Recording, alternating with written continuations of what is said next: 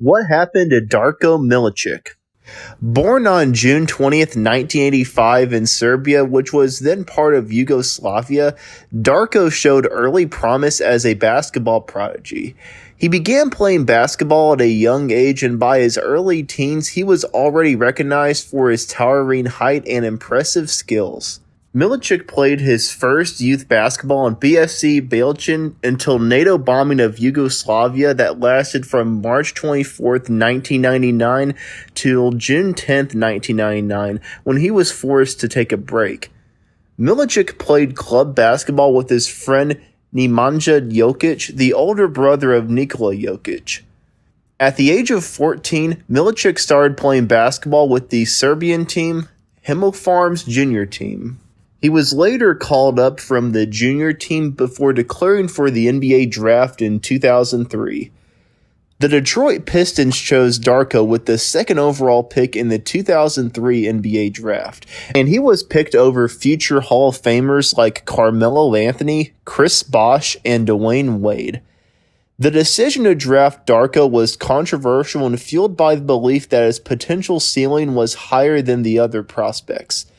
The Pistons were coming off a successful season, and they were seen as a team that could afford to draft a project player who wouldn't need to contribute immediately.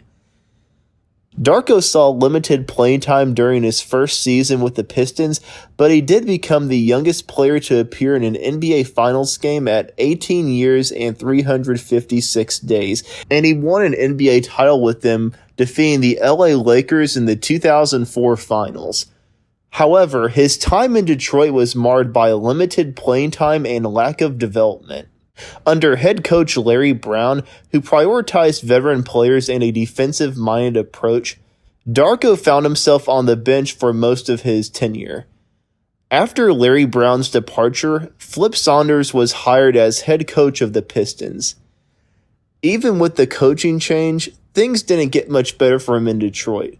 His frustrations grew as he struggled to adapt to the NBA game and fulfill the lofty expectations placed on him.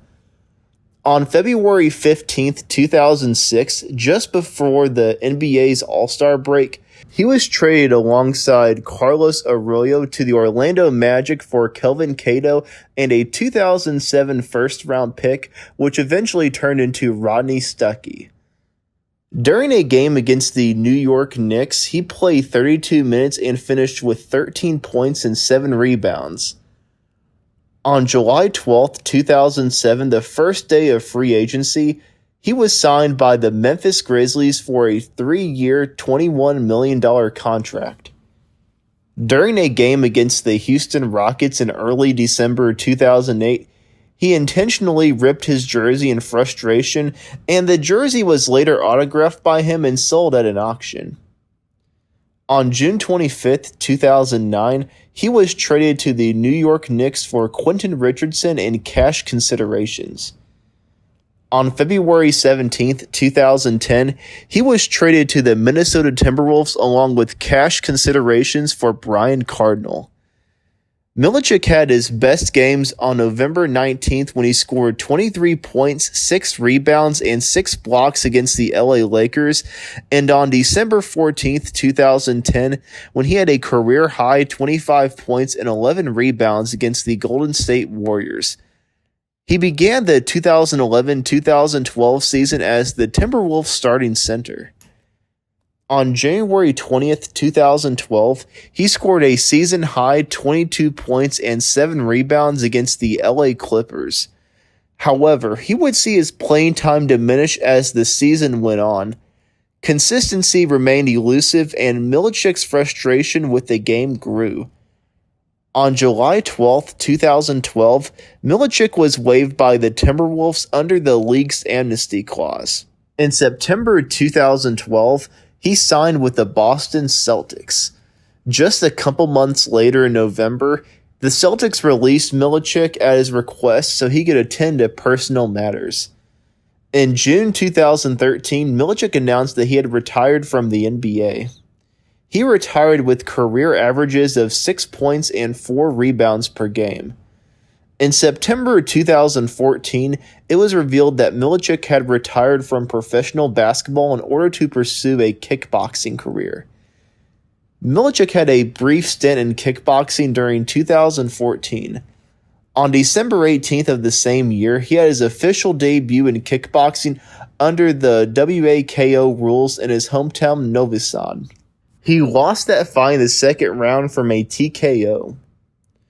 On May 19th, 2015, it was announced that he had agreed to come back from retirement and start playing professional basketball again with Metallic Pharmacom of the Basketball League of Serbia and the ABA League after the season was over. The announcement was made by the club's president and later confirmed by Miličić himself. However, he later changed his mind. In September 2019, Miličić joined I Came to Play in his hometown of Novi Sad.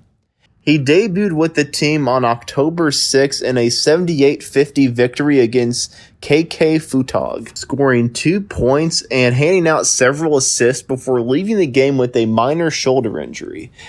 He then transitioned to a different lifestyle, embracing his roots and focusing on farming.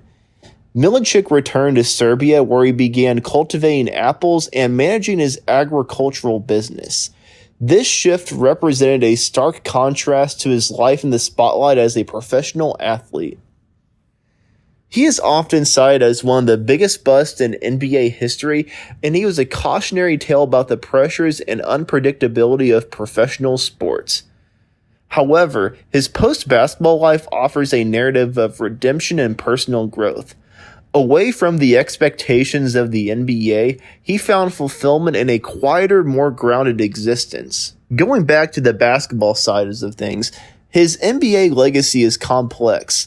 While he did not achieve the success expected of a second overall pick, his story highlights important aspects of talent evaluation, player development, and the personal dimensions of professional sports. His journey from a highly touted prospect to a symbol of unmet potential and ultimately to a contented farmer reflects the varied paths that professional athletes can take. Miličić's career serves as a lesson for future NBA prospects and teams about the importance of fit, development, and the mental and emotional readiness of young athletes entering the league. It underscores the need for a supportive environment that fosters growth both on and off the court. And that's something the NBA has figured out, with them increasing the age to enter the draft. And plus, scouts have become better at scouting players overall with the increase in analytics. And that's what happened to Darko Miličić.